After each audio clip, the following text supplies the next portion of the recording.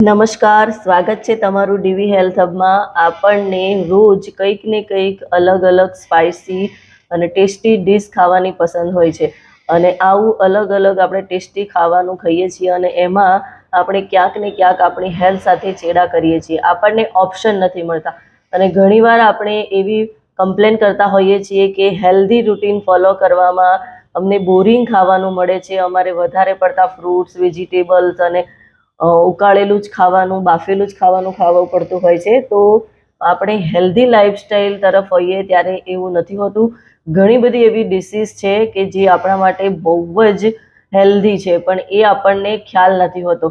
એના વિશે આપણે જાણવું, સમજવું ખૂબ જ જરૂરી હોય છે અને એના માટે અલગ અલગ પ્રકારના ચીલા એટલે કે અલગ અલગ પ્રકારના પરોઠા પણ તમે કહી શકો છો અથવા તો અલગ અલગ પ્રકારના થેપલા પણ તમે એને કહી શકો છો।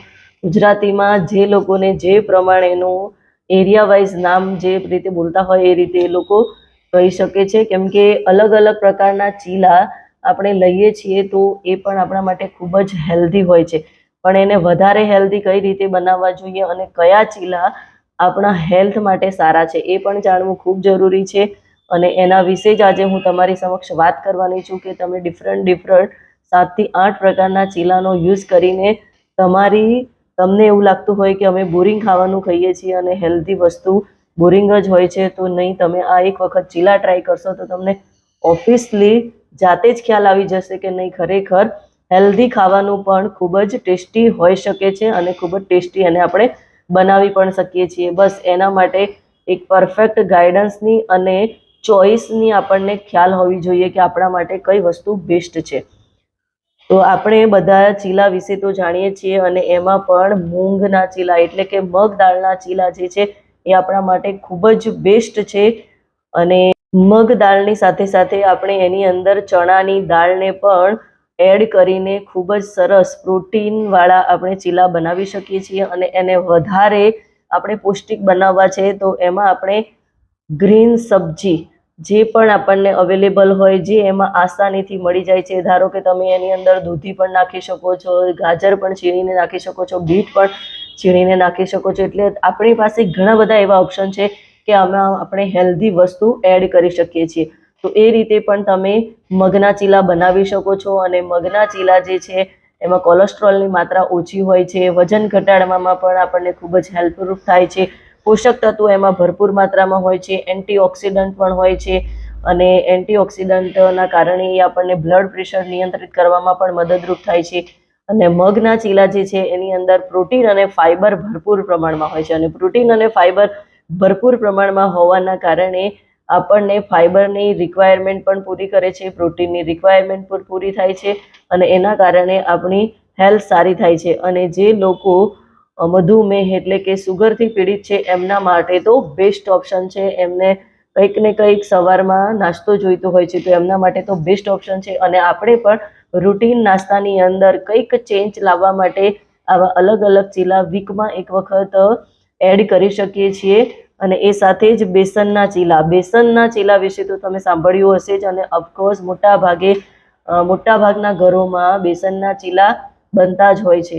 તો બેસનના ચીલા પણ આપણા માટે ખૂબ જ હેલ્ધી ઓપ્શન છે અને ઓછી કેલરી હોય છે, ફાઈબર ભરપૂર માત્રામાં હોય છે, પોષક તત્વો એની અંદર આવેલા હોય છે, ક્લાઇમેક્સ ઇન્ડેક્સ એનો બિલકુલ ઓછો હોય છે અને એ આપણા માટે બેસ્ટ ઓપ્શન છે અને વજન ઘટાડવાથી લઈ અને સુગરના સ્તરને નિયંત્રિત કરવામાં પણ આપણને ખૂબ જ મદદરૂપ થાય છે અને બેસનના ચીલાની અંદર ફાઈબર ભરપૂર માત્રામાં હોય છે જે આપણા પેટને લાંબો સમય સુધી ભરેલું રાખે છે, એટલે આપણે એક્સ્ટ્રા ઓવર ઇટિંગથી બચી જઈએ છીએ।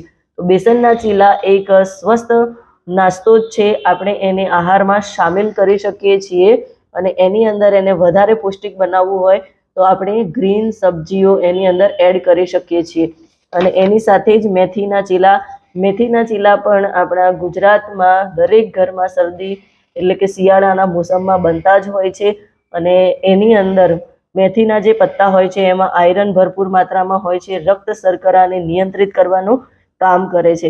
તો આપણે મેથીના ચીલાનો પણ ભરપૂર આનંદ લેવો જોઈએ અને એમાં પણ આપણે એને વધારે પૌષ્ટિક બનાવવા માટે બીજી વેજીટેબલ્સ પણ આપણે એડ કરી શકીએ છીએ।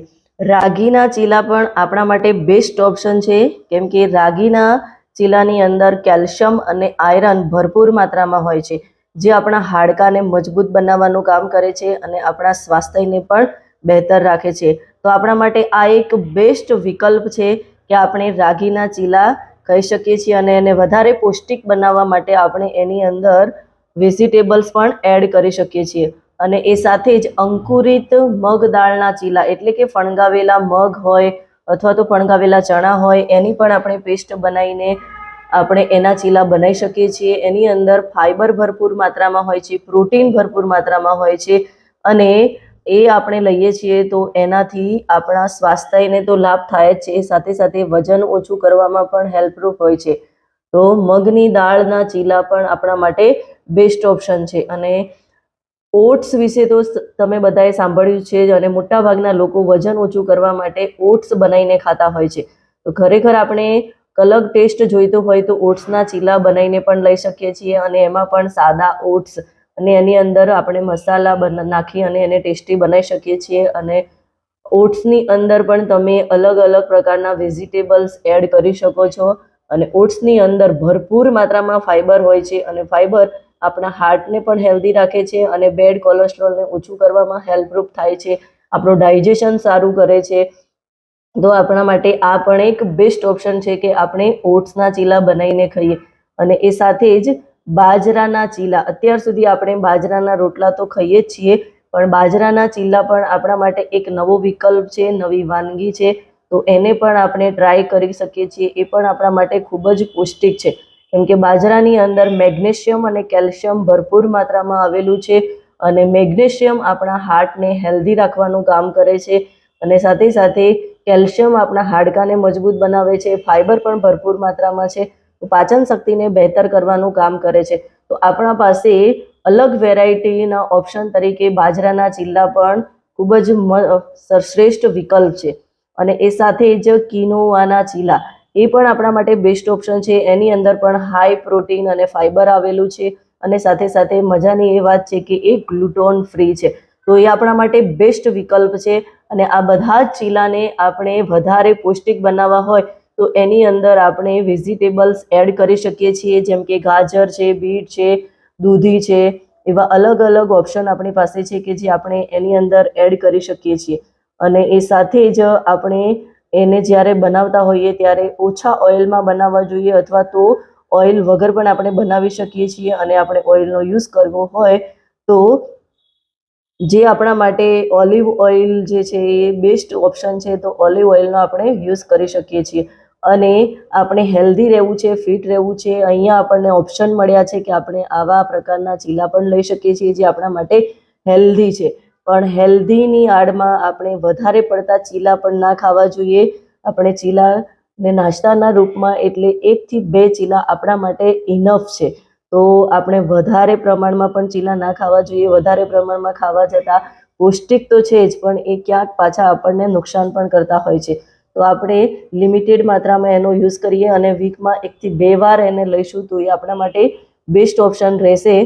અને એ સિવાય પણ તમે અલગ અલગ બીજી કઈ વાનગીઓ આપણે ખાઈએ કે જેનાથી આપણું ન્યુટ્રિશન પણ બેસ્ટ મળી રહે અને આપણા માટે હેલ્ધી પણ હોય અને આપણને એક નવો ટેસ્ટ પણ મળી રહે.